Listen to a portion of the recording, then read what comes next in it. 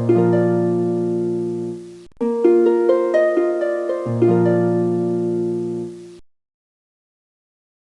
everybody. Today I am going to tell you in a very simple way what an RT-pcr test means. So now it is a very common term that we are hearing in the newspapers, in the news channels, and also we are being asked to conduct this test whenever we are crossing borders or when we are showing any symptoms. So the name is RT-pcr. So it's a very complicated process actually, which comes under biotechnology, but I will try to tell you and explain it to you in a very simple way how this actually works. So I think till now you might be knowing how a coronavirus looks like. So it is like a spherical structure, the entire spherical structure, and the spherical structure will be having spikes on it. So it has a spherical structure having spikes on it. Now this spherical structure and the spikes are all made up of protein materials. So generally any virus, chickenpox, common cold or HIV, all these viruses have two important parts, which are the protein part and the one which is inside it, which is called as the genetic material.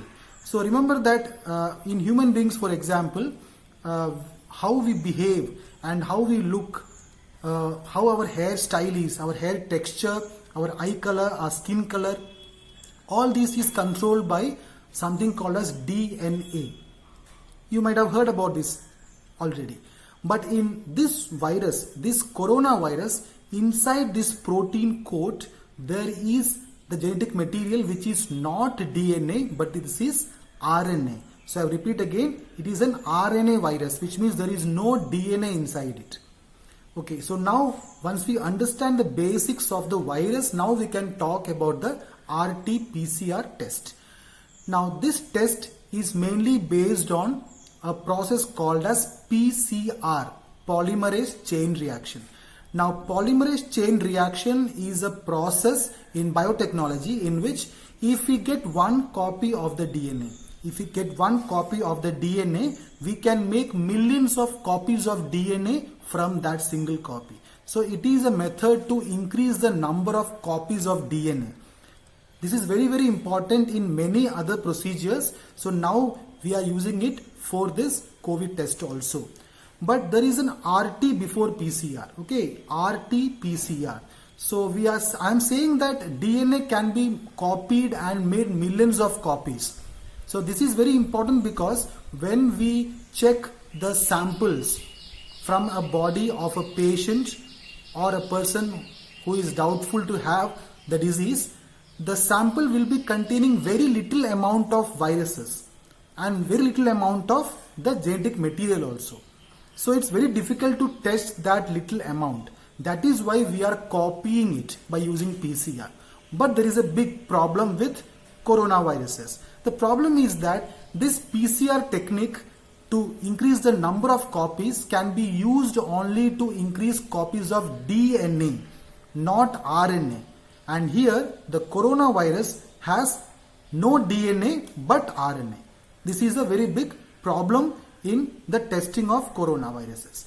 Now what is done is that before testing, when the samples are taken, so samples are called as nasopharyngeal, which means it can be taken from the nose or from the inner part of the mouth, which is the pharyngeal part of the mouth.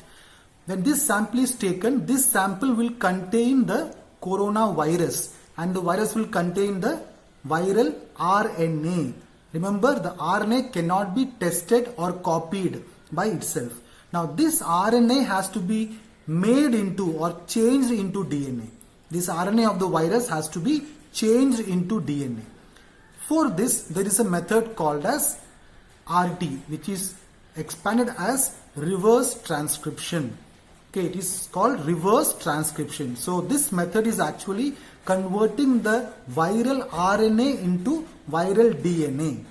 Now once the DNA of the virus is made, now this DNA is made millions of copies using PCR.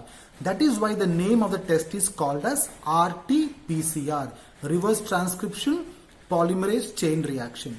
So now when we have millions of copies of the DNA of the virus, it becomes very easy to check the presence of viral DNA. Remember that the viral DNA sequences, which means what the actual DNA of the corona is, that we already have the sequences of the DNA because research has gone through a lot of times. So we match the viral DNA with the DNA we found after the test. If it is matching with the DNA taken from the patient's body, it means that there is viral DNA present there. If it is not present, then it will be means that there is no viral DNA present. And when there is no viral DNA present, it means that there is no virus present in the body. So even if the patient is having very few numbers of virus inside his body, which means in the start of the infection, even then this test can be very, very effective to find out whether the infection is present or not. Now this test is mostly chosen more than the other test, which is called as the antigen test or antibody test, because the antibody production in the body is because of the immune system in our body. The body has to show the immune response to the virus, which may take some time.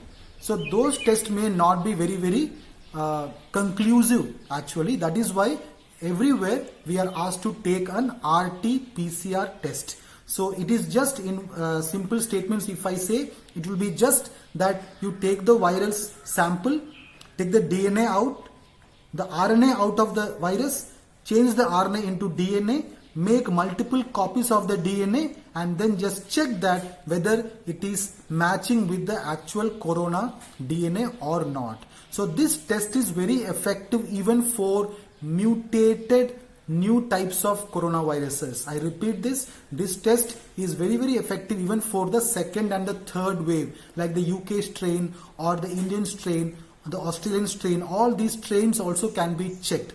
So even if the virus keeps changing and mutating, even then this test will be very, very effective, and it is really, really conclusive. So once we come to know that the test is showing negative results, it is 99.9% sure that the person is not infected with the coronaviruses. So to give a more technical and detailed process explanation, I am adding a video along with this. You can watch it and understand in a better way how the entire process actually works.